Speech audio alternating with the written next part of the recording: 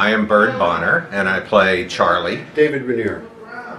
And I'm playing Uncle Ben. I'm John Stillwagon, and I'm playing Happy Loman. I am Terry Pena-Ross, and I'm playing Linda Loman.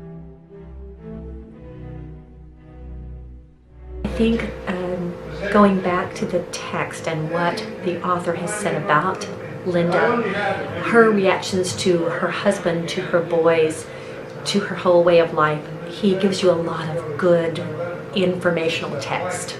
My father and grandfather were salesmen. They ran a wholesale hardware company in the town that I grew up in. My older brother was a salesman for the same company. And I grew up working in the warehouse of their wholesale hardware company. And I knew all the salesmen. I grew up around salesmen and the goods that they sold and loading the trucks that went out to fill the orders that they sold. And since Charlie is in the sales business too, he owns his own company, as well as Willie working for being a salesman for a different company. That brings a lot to how I approach Charlie, and particularly how I approach the relationship between Charlie and Willie, because I've known a lot of Charlies and a lot of Willies in my life.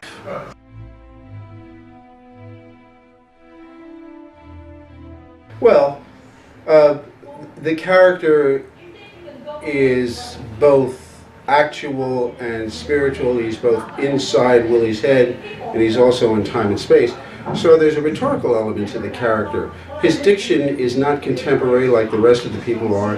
It's obvious that Miller sees him as a sort of spectral remnant of the 19th century capitalist robber barons. So there's a certain formalness there.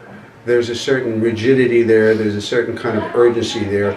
So a lot of it is more like playing period drama than it is playing torn t-shirt modern realism. Happy, the sort of definitively underachieving son of Willie Loman, Happy is merely wants to seem rather than to be. He wants to seem successful, he wants to make other people smile whether or not he's making other people happy, if that makes sense. This is very much a post-World War II, late 40s, early 50s woman. She's a stay-at-home mom. She's managed the pennies that is earned by her husband.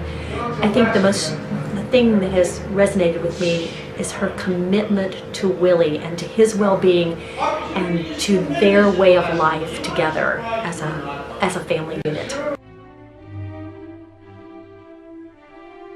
I think it's ideal for this play. This is a very intimate play, and it's, you know, you're sort of peeking through the window of this house and you're seeing secrets that no one from the family would want anyone to know about. The venue is smaller. It seats maybe, what, a third of the people that the theater at the Blue Star did? The proximity of the performance space, at least the way it's laid out for this particular production, to the audience is really quite close. So it allows the actors to perform in a much more intimate way and not really kind of force things out. You don't have to worry about getting it out past the third row in terms of the kinds of stylistic choices you make. Not that the Blue Star wasn't intimate, it certainly had its own degree of intimacy, but this is even more so. It's going to be inescapable that they're right there in the Loman's house and in their yard and at the graveside. I mean, they are going to be right there in there with the Lomans, and it's pretty amazing. It's an exciting part to be able to rehearse in the space where you're going to be able to perform. Dodging the paint cans and hammers at the moment is a little challenging, but I think it's going to be a wonderful and intimate space for us. I think people are really going to be able to see us up close and personal here. Well, with the exception of me, they can expect the best talent in America. I mean, I am blown away by the talent that is in this cast in every size of role, from the smallest role to Willie.